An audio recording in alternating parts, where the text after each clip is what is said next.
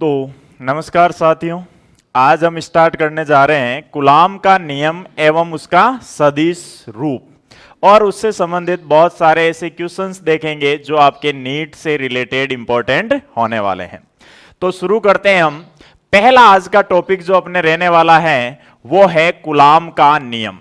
देखो, हमने पीछे ये देखा है कि जब आपके पास कोई भी दो आवेश होते हैं और आवेश आपके दो प्रकार के होते हैं, एक होता है पॉजिटिव और दूसरा होता है नेगेटिव चार्ज।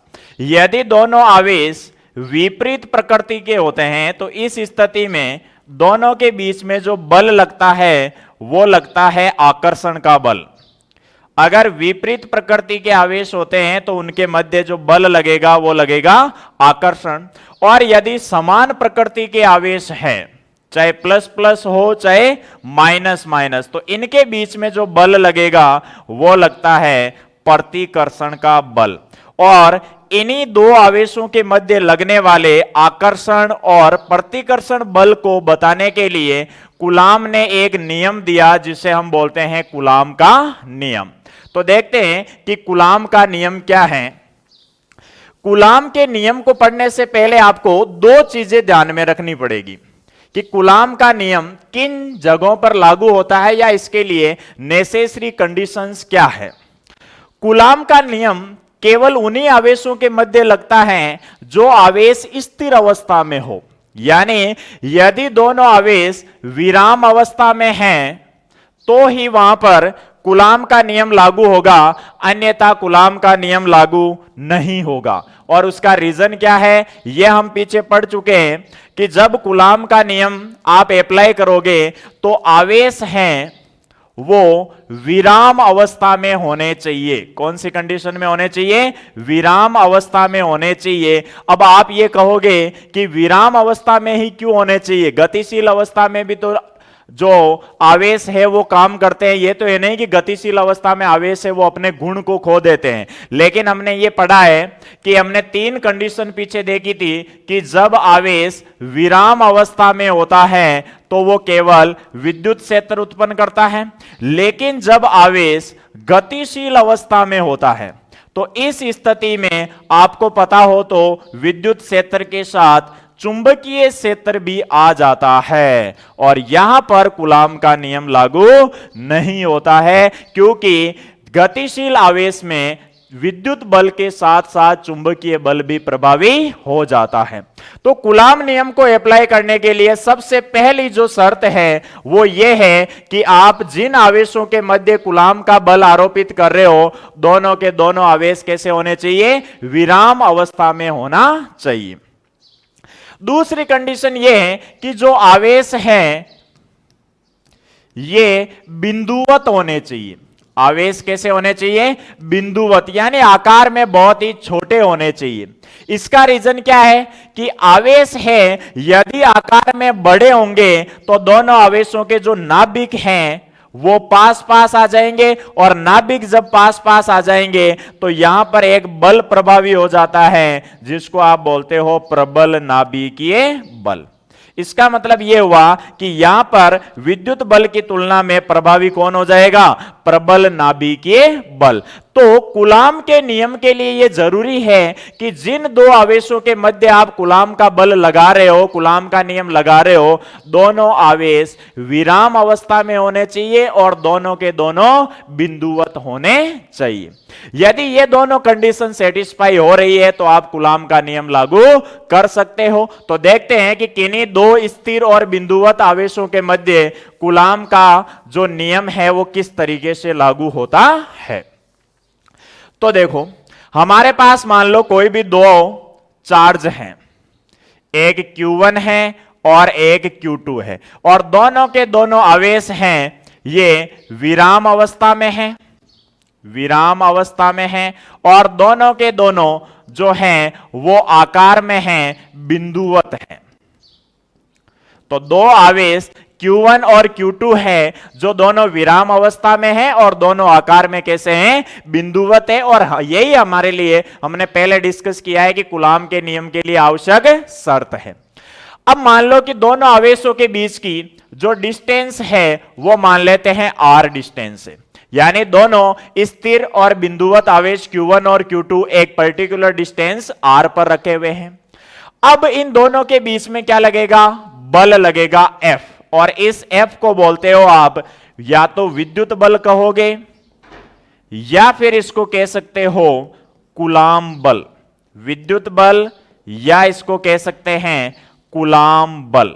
कई जगह ये विद्युत बल लिखा हुआ आता है तो कहीं पे कूलाम बल भी लिखा हुआ आता है। अब दोनों आवेशों के बीच में जो बल लग रहा है इसकी प्रकृति दो तरीके से हो सकती है, एक तो आकर्षण की भी हो सकती है और दूसरी प्रतिकर्षण की भी हो सकती है। आकर्षण होगा या प्रतिकर्षण ये डिपेंड करेगा कि दोनों आवेश कैसे हैं। यदि समान प्रकृति के हैं तो प्रतिकर्षण होगा और विपरीत प्रकृति के हैं तो आकर्षण होगा। लेकिन अभी हम केवल इसके परिमाण की बात कर रहे हैं, इसकी प्रकृति की बात नहीं करेंगे। प्रकृति आप ऑलरेडी डिसाइड है कि अगर सेम है तो प्रतिकर्षण हो जाएगा और अपोजिट है तो आकर्षण हो जाएगा। तो कूलाम ने इन दोनों आवेशों के मध्य लगने वाले इसी विद्युत बल या कूलाम बल के लिए एक कथन प्रस्तुत किया कि लगने वाला जो बल F है वो दोनों आवेशों के गुणनफल के समानुपाती और दोनों के आवेशों के मध्य की दूरी के वर्ग के व्युत्क्रमानुपाती होता है। यानी कूलाम ने क्या बताया कि यदि आपके पास कोई दो स्थिर बिंदुवत आवेश है और वो एक पर्टिकुलर डिस्टेंस पर रखे हुए हैं तो उनके बीच में जो विद्युत बल लगेगा या कूलाम बल लगेगा वो दोनों आवेशों के गुणनफल के समानुपाती और दोनों के बीच की दूरी के वर्ग के व्युत्क्रमानुपाती होता है। यानी F is directly proportional to Q1 Q2 and F is directly proportional to 1 upon R square। अब देखो ये वैल्यू भी F की है और सेकंड वाली भी F की है, तो इनको आप एक साथ लिखो तो आप लिख सकते हो F is directly proportional to Q1 Q2 upon R square। अब प्रोपोर्शनल टू का यहां से साइन हटाओगे तो इक्वल का साइन और साथ में आएगा एक कांस्टेंट जो आता है K Q1 Q2 upon R square. तो ये आपके विद्युत बल का कूलाम नियम से फॉर्मूला आ जाता है F is equal to K Q1 Q2 upon R square. अब बात आती है कि यहां पर जो ये K है ये क्या है, तो देखो K क्या होता है, K एक नियतांक है, K एक नियतांक है जिसे कूलाम नियतांक कहते हैं, जिसे कूलाम नियतांक कहते हैं, कूलाम नियतांक कहते हैं। तो कूलाम के नियम में, जब कूलाम के नियम के अनुसार उसके दो आवेशों के मध्य लगने वाले बल का फॉर्मूला आता है F is equal to K Q1 Q2 upon R square, तो यहां पर एक कांस्टेंट आता है K और इसी K को हम क्या बोलते हैं, कूलाम नियतांक। अब देखो आगे बात करते हैं कि ये कूलाम नियतांक क्या है। F इज इक्वल टू आपके पास आ गया है K Q1 Q2 upon R square जो कि कूलाम बल का फॉर्मूला है, और यहां पर जो ये K है इसको आप बोलते हो कूलाम नियतांक, कूलाम नियतांक। ये जो कूलाम नियतांक है ये दो चीजों पर डिपेंड करता है, एक तो माध्यम की प्रकृति पर, माध्यम की प्रकृति पर, और दूसरा ये डिपेंड करता है मापन की पद्धति पर, मापन की पद्धति पर। ये दो चीजें आपको ध्यान में रखनी है भाई कि जो कूलाम नियतांक होता है ये किन चीजों पर डिपेंड करता है, तो ये दो चीजों पर डिपेंड करता है, एक तो माध्यम की प्रकृति पर और दूसरा है मापन की पद्धति पर। तो बात करते हैं सबसे पहले कि माध्यम की प्रकृति पर कैसे डिपेंड करता है। तो यदि दोनों आवेश निर्वात या वायु में स्थित हो, यदि दोनों आवेश निर्वात या वायु में स्थित हो तो जो K का मान होता है ये होता है 1/4 पाई एप्सिलॉन नॉट। यानी यदि दोनों आवेश निर्वात या वायु में उपस्थित होते हैं तो K का मान आता है, वो कितना आता है 1/4 पाई एप्सिलॉन नॉट। इसको क्या बोलते हैं एप्सिलॉन नॉट। और इसी एप्सिलॉन नॉट को बोला जाता है निर्वात या वायु की विद्युतशीलता। निर्वात या वायु की विद्युतशीलता। अब इसके मात्रक क्या होती है, वैल्यू क्या होती है, ये हम आगे डिस्कस करेंगे। अभी केवल आप ये ध्यान रखो कि K का मान किस तरीके से इन दोनों चीजों पर डिपेंड करता है कि माध्यम की प्रकृति के अनुसार K चेंज होता है और मापन की पद्धति के अनुसार K चेंज होता है। तो माध्यम के अनुसार पहली चीज, यदि दोनों आवेश निर्वात या वायु में स्थित हो तो K का मान कितना होता है 1/4 पाई एप्सिलॉन नॉट। और यदि इन दोनों आवेशों को निर्वात की जगह आप किसी माध्यम में रख देते हो, यदि दोनों आवेश किसी माध्यम में स्थित हो, किसी माध्यम में स्थित हो, तो जब आवेशों को किसी माध्यम में रखते हैं तो जो K का मान आता है ये आता है 1/4 पाई एप्सिलॉन। और ये जो एप्सिलॉन होता है इसको बोलते हैं माध्यम की विद्युतशीलता। माध्यम की विद्युतशीलता। तो यहां पर देखो, जैसे ही आपने पहले आवेश निर्वात या वायु में थे तब K का मान आ रहा था 1/4 पाई एप्सिलॉन नॉट। और जैसे ही आपने दोनों आवेशों का माध्यम चेंज किया कि निर्वात या वायु से हटाकर किसी अन्य माध्यम में, जैसे पानी मान लो, कांच मान लो, कहीं पे भी रखा, तो K का मान 1/4 पाई एप्सिलॉन नॉट से चेंज होके 1/4 पाई एप्सिलॉन हो गया। और यहां पर जो एप्सिलॉन है इसको क्या बोलते हैं माध्यम की विद्युतशीलता।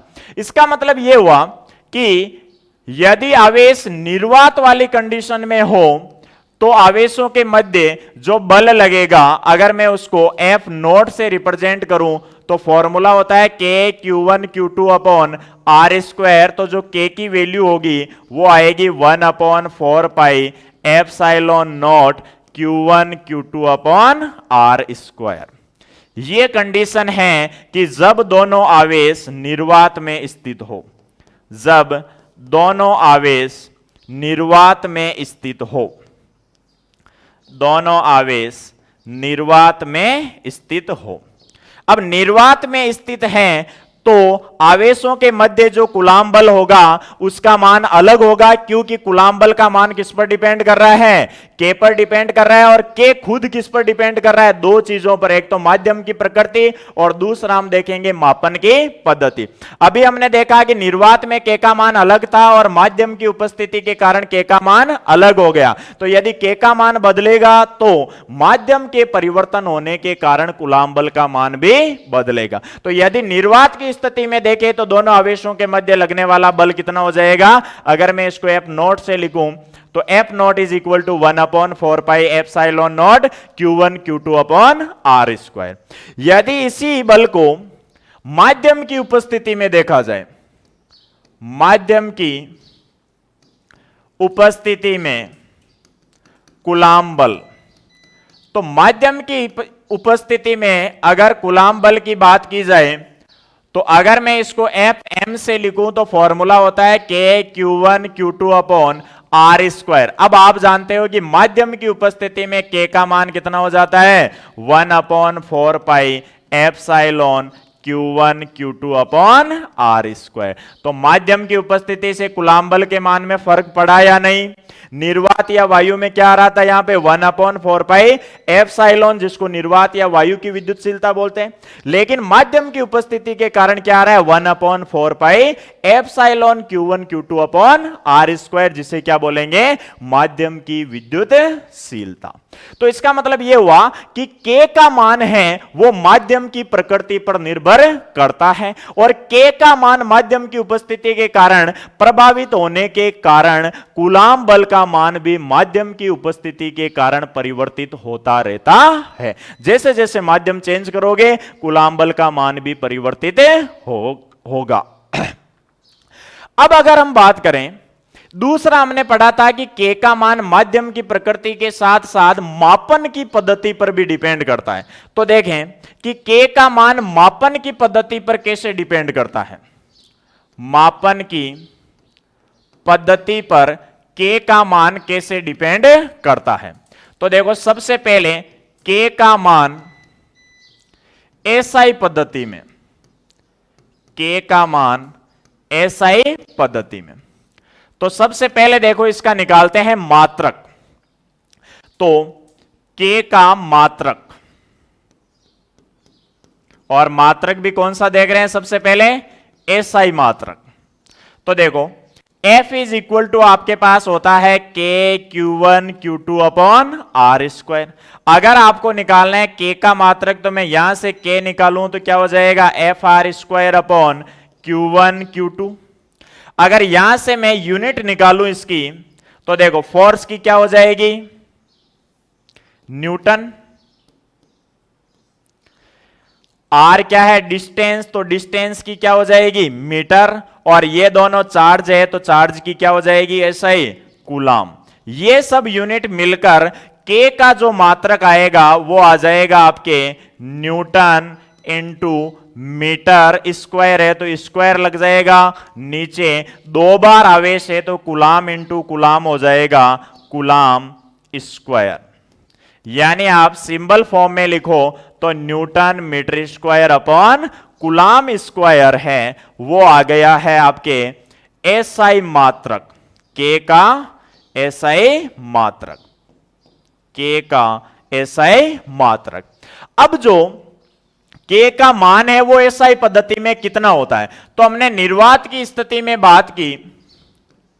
निर्वात में k का मान होता है 1/4 पाई एप्सिलॉन नॉट, और एप्सिलॉन नॉट की जो वैल्यू है वो हम आगे डिस्कस करेंगे। अगर इसको सोल्व आउट करते हैं तो इसकी k की वैल्यू आती है 9 इंटू 10 की पावर 9, और SI में मात्र क्या हो जाएगा, newton metre square upon coulomb square. ये जो k का मान होता है ये होता है SI पद्धति के अंदर। तो SI पद्धति में मात्रक क्या हो जाएगा k का, newton into metre square upon coulomb square, और वैल्यू कितनी होती है 9 इंटू 10 की power 9 newton metre square upon coulomb square. अब देखते हैं कि मापन की पद्धति का k के मान में फर्क पड़ता है या नहीं पड़ता है, तो इसको दूसरे मात्रक पद्धति में चेंज करके देखते हैं। तो हम देखते हैं इसका मात्रक CGS पद्धति में क्या होता है और इसका मान CGS पद्धति में क्या होता है। तो सबसे पहले k का मात्रक कौन सी पद्धति में, CGS पद्धति में देखते हैं। CGS पद्धति में देखो SI में मात्रक क्या था भाई, newton metre square upon coulomb square. अगर इसको CGS में चेंज करोगे तो न्यूटन किस में चेंज हो जाएगा, डाइन में। मीटर किस में चेंज हो जाएगा, सेंटीमीटर में। स्क्वायर है तो स्क्वायर अपॉन कूलाम है वो किस में चेंज हो जाएगा, स्टेट कूलाम। अगर पीछे आपको याद हो तो हमने पीछे डिस्कस किया था कि आवेश का जो SI मात्रक होता है वो तो कूलाम होता है और CGS मात्रक क्या होता है, स्टेट कूलाम। इसका मतलब CGS पद्धति में जो k है उसका मात्रक क्या हो जाएगा भाई, k का मात्रक CGS पद्धति में dyne into centimetre square upon state coulomb का स्क्वायर। ये आ गया आपके CGS पद्धति में k का मात्रक। अब मात्रक तो चेंज हो गया क्योंकि मात्रक पद्धति चेंज होगी तो मात्रक तो चेंज हो गए। अब देखते हैं क्या k का मान भी चेंज होता है या नहीं। तो देखो k का मान, k का मान SI पद्धति में क्या आया था भाई, SI पद्धति में जो एसआई पद्धति में के का मान आया था वो था के is equal to 9 into 10⁹ newton metre square upon coulomb square. अब इसको कन्वर्ट करना है आपको सीजीएस पद्धति में। सीजीएस पद्धति में देखो, सीजीएस पद्धति में कैसे कन्वर्ट करते हैं के का मान। 9 इंटू 10⁹ तो ए जैसे ही है। हमें पता है न्यूटन को जब सीजीएस में चेंज करोगे तो क्या आएगा, डाइन। और आप जानते हो 1 न्यूटन बराबर कितना होता है, 10⁵ डाइन। इसका मतलब न्यूटन की जगह क्या लिखोगे आप, 10⁵ डाइन इनटू। आगे है मीटर। मीटर को सीजीएस में चेंज करोगे तो आएगा सेंटीमीटर। और आप जानते हो 1 मीटर बराबर कितना होता है, 100 सेंटीमीटर। स्क्वायर है तो डबल बार हो जाएगा ये, तो 100 इंटू 100 और साथ में आ जाएगा सेंटीमीटर स्क्वायर डिवाइडेड बाई, यहां पर है कूलाम। और कूलाम को सीजीएस में चेंज करोगे तो आएगा स्टेट कूलाम। और हमने पीछे डिस्कस किया है एक कूलाम बराबर होता है 3 इंटू 10⁹ स्टेट कूलाम। यानी एक कूलाम की जगह क्या लिखोगे, 3 इंटू 10⁹ स्टेट कूलाम। अब स्क्वायर है तो 3 इंटू 10⁹ का भी क्या हो जाएगा, स्क्वायर। और साथ में आ जाएगा स्टेट कूलाम का स्क्वायर।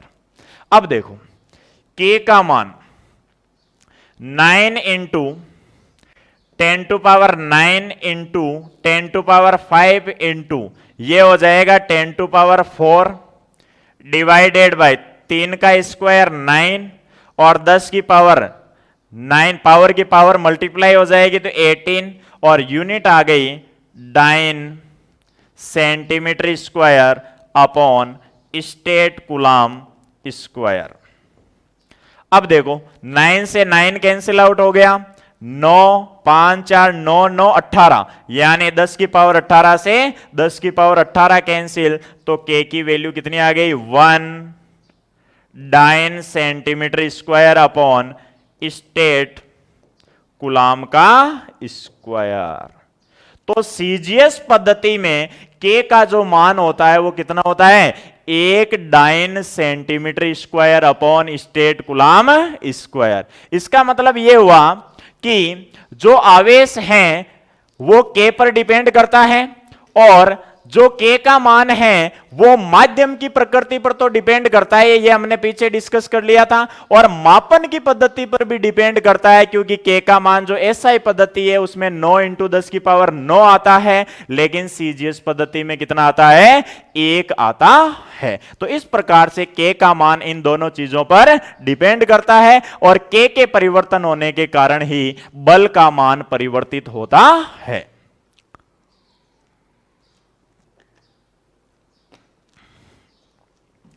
नेक्स्ट अब हम बात करते हैं कि यहां पर हमारे पास कुछ अन्य राशियों के प्रतीक आए हैं। जैसे हमने देखा था कि के बराबर होता है 1/4πε0।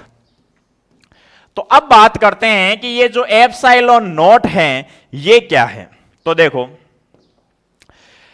ε0 इसको बोलते हैं निर्वात या वायु की विद्युतशीलता। निर्वात या वायु की विद्युतशीलता। और इसका जो मान होता है, इसका जो मान है वो फिक्स होता है। निर्वात या वायु की विद्युतशीलता का मान क्या होता है, हमेशा फिक्स होता है। लेकिन दूसरी कंडीशन में हमारे पास आया था माध्यम की उपस्थिति में के बराबर 1/4πε, और इस एप्सिलॉन को क्या बोलते हैं, माध्यम की विद्युतशीलता, जो कि प्रत्येक माध्यम के लिए अलग अलग होती है। इसका कोई फिक्स मान नहीं है, ये अलग अलग माध्यम के लिए अलग अलग होती है। लेकिन निर्वात या वायु की जो विद्युतशीलता है उसका क्या होता है, एक निश्चित मान होता है। क्या होता है? निश्चित मान। अब बात करते हैं कि ये निश्चित मान क्या है। तो सबसे पहले तो निकालते हैं एप्सिलॉन नॉट का मात्रक। तो इसका मात्रक ओनली एसआई में देखते हैं हम, एसआई पद्धति में। देखो, ज्यादा कुछ नहीं करना है एप्सिलॉन नॉट का मात्रक निकालने के लिए। आपके पास के का मात्रक ऑलरेडी है, 1/4 पाई का कोई मात्रक होता नहीं है। इसका मतलब एप्सिलॉन नॉट का जो मात्रक है वो के का क्या हो जाएगा? उल्टा हो जाएगा। के का मात्रक क्या था भाई? Newton metre square upon coulomb square. तो एप्सिलॉन नॉट का मात्रक क्या हो जाएगा? Coulomb square upon newton metre square. सीधा सा याद रखना है। के का मान, आप के का मात्रक आपको पता है newton metre square upon coulomb square होता है। तो के का क्या हो जाएगा? एप्सिलॉन नॉट उल्टा हो जाएगा, क्योंकि 1/4 पाई तो एक शुद्ध राशि है, शुद्ध संख्या है, तो इसका कोई मात्रक होगा नहीं। तो एप्सिलॉन नॉट का जो मात्रक है वो इसका क्या हो जाएगा? उल्टा हो जाएगा। अब मात्रक आपके पास आ गया है, तो अब चलो बता ही देते हैं कि एप्सिलॉन नॉट का जो मान होता है, निर्वात या वायु की विद्युतशीलता का जो मान होता है वो कितना होता है? तो एप्सिलॉन नॉट का जो मान होता है वो होता है 8.85 into 10⁻⁻12 coulomb upon newton metre square. ये वैल्यू आपको याद रखनी है। एप्सिलॉन नॉट का मान कितना होता है?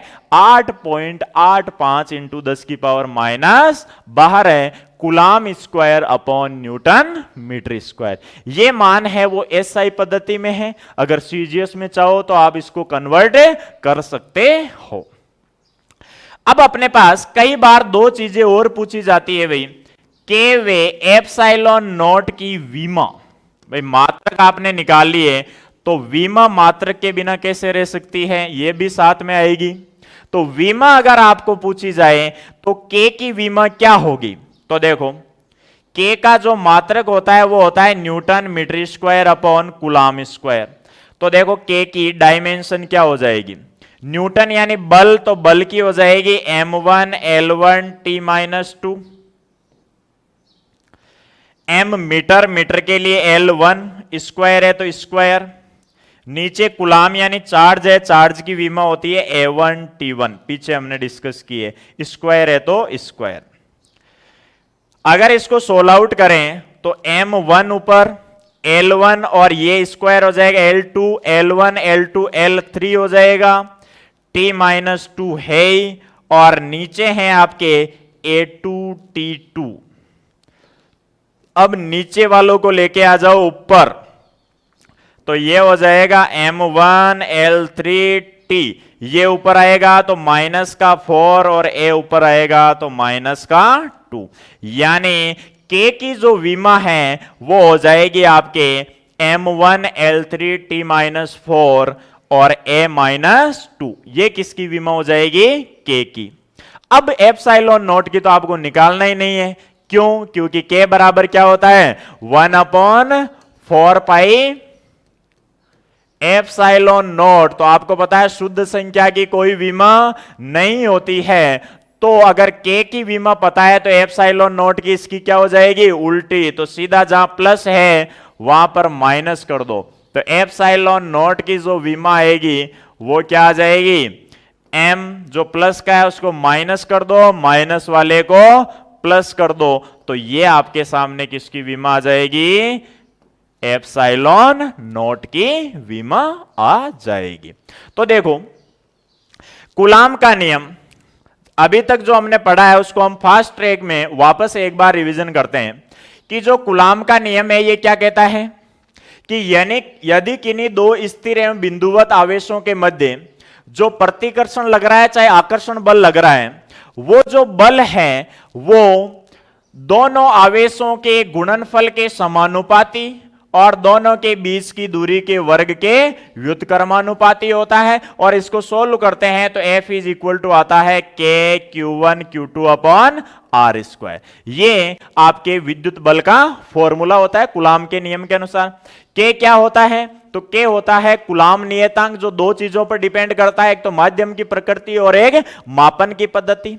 अगर निर्वात या वायु में है तो के का मान कितना होता है 1/4 पाई एप्सिलॉन नॉट, और अगर माध्यम की उपस्थिति है तो यहां पर हो जाएगा 4 पाई एप्सिलॉन। एप्सिलॉन नॉट को क्या बोलते हैं, निर्वात या वायु की विद्युतशीलता, और एप्सिलॉन को क्या बोलते हैं, माध्यम की विद्युतशीलता।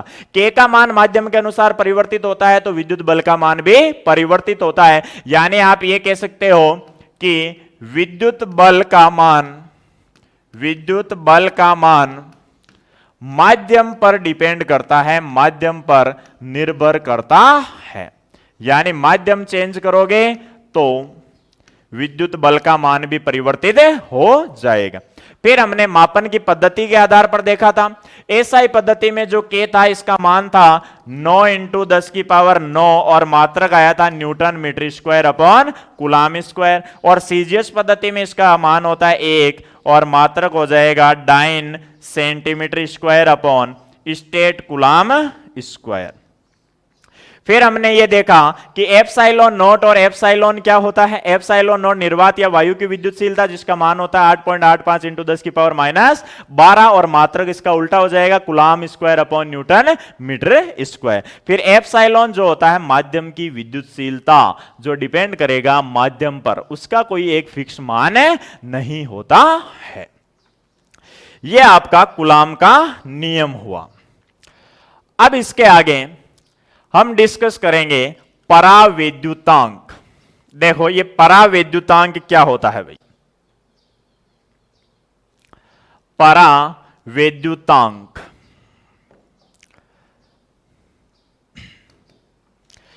देखो, हमने ये देखा कि कूलाम बल का जो मान है, कूलाम बल का मान है वो डिपेंड करता है माध्यम पर। किस पर डिपेंड करता है, माध्यम पर। और माध्यम परिवर्तित होता है तो कूलाम बल का मान भी परिवर्तित होता है। जैसे जैसे माध्यम परिवर्तित होगा कूलाम बल का मान भी परिवर्तित होगा। तो देखो एक चीज आपको ध्यान रखना है कि निर्वात में कूलाम बल का मान सर्वाधिक होता है। निर्वात में कूलाम बल का मान सर्वाधिक होता है, और माध्यम की उपस्थिति के कारण हमेशा कूलाम बल के मान में क्या आएगी, कमी आएगी। निर्वात में कूलाम बल का मान सर्वाधिक होता है। सबसे ज्यादा कूलाम बल का मान आपको तभी मिलेगा जब दोनों आवेश कहां पर रखे हुए हो, निर्वात के अंदर रखे हुए। अब अगर आपने निर्वात से हटा के उन आवेशों को किसी भी माध्यम में रखना चाहा, यहां तक कि वायु का ज्यादा फर्क तो नहीं पड़ता है, लेकिन फिर भी कोई भी दूसरा माध्यम अगर आप उसमें आवेशों के मध्य रखते हो या आवेशों को दूसरे माध्यम में रखते हो तो कूलाम बल का मान हमेशा घटता है, क्योंकि निर्वात में सर्वाधिक होगा। अब माध्यम की उपस्थिति के कारण कूलाम बल के मान में जितने गुना कमी आती है, कि जैसे आपने मान लो निर्वात के अंदर रखा हुआ था तो मान लो दोनों के बीच में बल लग रहा था 10 न्यूटन, जैसे आपने कोई दूसरा माध्यम रखा और फिर कैलकुलेट किया तो आ रहा था 5 न्यूटन, इसका मतलब आधा हो गया या नहीं हो गया। तो ये कितने गुना कमी आई, इसी कमी को हम एक कांस्टेंट की हेल्प से पढ़ते हैं या समझते हैं, जिसको बोलते हैं परावैद्युतांक। क्या बोलते हैं, परावैद्युतांक, डाइलेक्ट्रिक कांस्टेंट। तो डाइलेक्ट्रिक कांस्टेंट क्या होता है कि निर्वात में कूलाम बल का मान सर्वाधिक होता है और माध्यम की उपस्थिति के कारण कूलाम बल के मान में कमी आती है। तो माध्यम की उपस्थिति के कारण कूलाम बल के मान में जितने गुना कमी आती है, इसी को क्या बोलेंगे, परावैद्युतांक। अब देखो ये परावैद्युतांक हम निकालते कैसे हैं। परावैद्युतांक को के या एप्सिलॉन आर से दर्शाते हैं। परावैद्युतांक को या तो के से दर्शाते हैं या फिर एप्सिलॉन आर से। परावैद्युतांक के एक दो और नाम हैं, वो आप ध्यान रखना। परावैद्युतांक को और आपेक्षिक विद्युतशीलता भी बोलते हैं। आपेक्षिक विद्युतशीलता या इसी को निरपेक्ष विद्युतशीलता भी बोलते हैं। निरपेक्ष विद्युतशीलता, और इनको या तो K या फिर एप्सिलॉन R से दर्शाते हैं। अब ध्यान रहे, वो K कूलाम नियतांक वो अलग था, ये K अलग है, डाइलेक्ट्रिक कांस्टेंट। देखो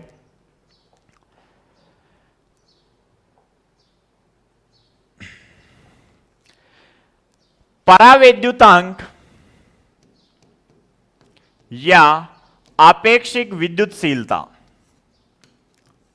यह हमें बताता है कि निर्वात में बल कितना था और माध्यम की उपस्थिति के कारण उस बल में क्या फर्क पड़ा है।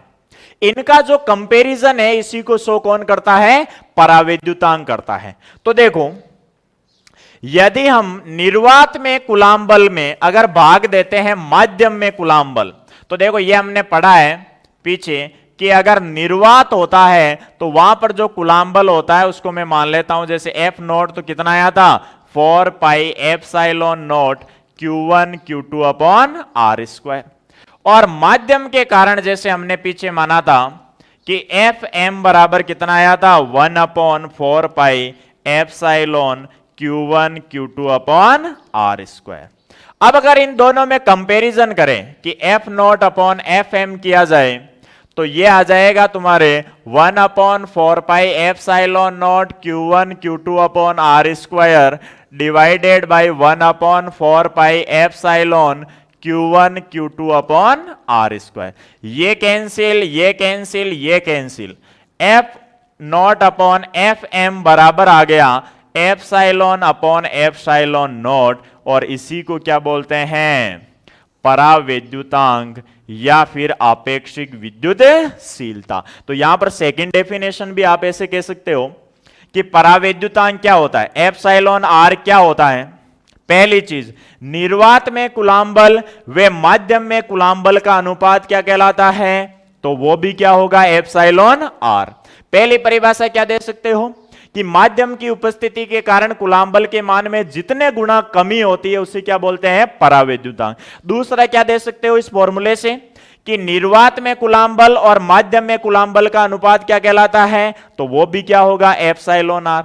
और दे सकते हो, यहां से भी तो दे सकते हो आप, ये क्या है, माध्यम की विद्युतशीलता, और ये क्या है, निर्वात की विद्युतशीलता। तो माध्यम की विद्युतशीलता, माध्यम की विद्युतशीलता व निर्वात की विद्युतशीलता का अनुपात, निर्वात की विद्युतशीलता का अनुपात भी क्या कहलाता है, परावैद्युतांक या आपेक्षिक विद्युतशीलता कहलाता है। तो हमारे पास एप्सिलॉन R बराबर आ गया epsilon upon epsilon naught is equal to F naught upon Fm। तो इसकी सहायता से आप परावैद्युतांक का मान ज्ञात कर सकते हो, और यदि परावैद्युतांक दिया हुआ हो तो आप माध्यम की विद्युतशीलता भी इससे निकाल सकते हो, एप्सिलॉन नॉट एप्सिलॉन R। यह फॉर्मूला भी आपको ध्यान रखना है कि माध्यम की विद्युतशीलता किसके बराबर हो जाएगी, एप्सिलॉन नॉट एप्सिलॉन R। यह परावैद्युतांक और यह निर्वात की विद्युतशीलता। अब देखो, आपेक्षिक विद्युतशीलता से रिलेटेड कुछ पॉइंट ध्यान रखना है। आपसे पूछा जाए कि परावैद्युतांक का मात्रक क्या होता है या आपेक्षिक विद्युतशीलता का मात्रक क्या होता है, तो देखो, बल बटा बल, विद्युतशीलता बटा विद्युतशीलता, तो मात्रक कैंसल आउट हो जाएगा। इसका मतलब ये मात्रकहीन व विमाहीन राशि है, यानी आप इसको एक शुद्ध अनुपात के रूप में ले सकते हो कि मात्रकहीन है और विमाहीन राशि होती है। इसका न तो कोई मात्रक है और न ही कोई विमा होती है। अब कुछ परावैद्युतांक का मान आपको ध्यान में रखना है, वैसे आपके बुक्स में मिल जाएंगे ये, लेकिन तीन जो मेनली आपको ध्यान रखना है, एक तो कि निर्वात के लिए परावैद्युतांक का मान कितना होता है, तो निर्वात के लिए होता है 1। कितना होता है भाई, निर्वात के लिए परावैद्युतांक का मान कितना होता है, 1 होता है। दूसरा, वायु के लिए परावैद्युतांक का मान कितना होता है, तो यह होता है 1.00059, जिसको नियरली आप 1 के बराबर मानते हो। और यही कारण है कि बार बार जो पीछे हम शब्द यूज कर रहे थे कि एप्सिलॉन नॉट क्या होता है, निर्वात या वायु की विद्युतशीलता। तो निर्वात के साथ में वायु शब्द इसीलिए एक्चुअल में ये बराबर नहीं होते, लेकिन ये अप्रोक्सीमेटली कि 1.00059 है, वो लगभग 1 के बराबर माना जाता है, इसलिए निर्वात और वायु को एक साथ में ही बोला जाता है या लिखा जाता है। तीसरा, जल के लिए ये वैल्यू होती है 80। और चौथी सबसे इंपॉर्टेंट, धातुएं या आप सुचालक कह सकते हो, इनके लिए ये होती है अनंत। कितनी होती है, अनंत। ये 4 वैल्यूज आपको परावैद्युतांक से रिलेटेड ध्यान रखना है कि निर्वात के लिए परावैद्युतांक का मान 1 होता है, हवा या वायु के लिए 1.00059 होता है, लेकिन इसको नियरली आप क्या मान सकते हो, 1 के बराबर मान सकते हो। जल के लिए ये कितना होता है, तो 80 होता है, और धातु या सुचालक पदार्थों के लिए कितना होता है, ये अनंत होता है। अब देखो इस पर बेस्ड कुछ क्वेश्चंस देखते हैं।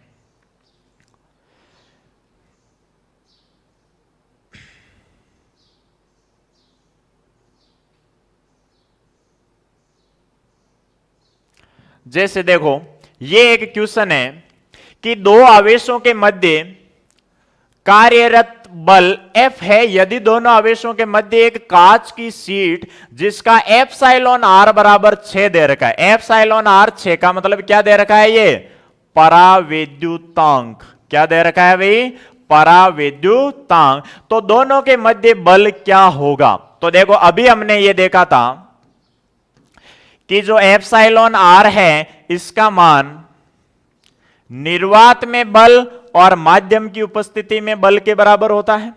जब देखो पहले कोई भी माध्यम मेंशन नहीं है, तो जब कोई भी माध्यम मेंशन नहीं होता है इसका मतलब ये कह रहा है कि पहले जो कंडीशन है वो किसके अंदर है, निर्वात के अंदर। पहले वाली स्थिति है वो किसके अंदर है, निर्वात के अंदर। अब देखो हमें जब कांच की सीट रख दी जाए तो दोनों के मध्य बल बताना है, तो कांच की सीट यानी माध्यम का काम करेगी, तो माध्यम की उपस्थिति में जो बल होगा वो हो जाएगा F naught upon epsilon r। F not की वैल्यू यानी पहले बल कितना है F, एप्सिलॉन r की वैल्यू कितनी है 6। तो कांच की सीट रखने पर जो बल होगा दोनों आवेशों के मध्य वो निर्वात की तुलना में कितना हो जाएगा, 1/6 गुना। तो देखो कम हो रहा है या ज्यादा हो रहा है, कम ही हो रहा है। और ये हमने पीछे पॉइंट डिस्कस किया है कि निर्वात में कूलाम बल का मान सर्वाधिक होता है, माध्यम की उपस्थिति के कारण कूलाम बल के मान में सदैव कमी होती है। तो ऐसा कोई जनरल सा क्वेश्चन आए तो ये आपको ध्यान में रखना है। बाकी के जो टॉपिक है वो पढ़ेंगे हम नेक्स्ट क्लास के अंदर।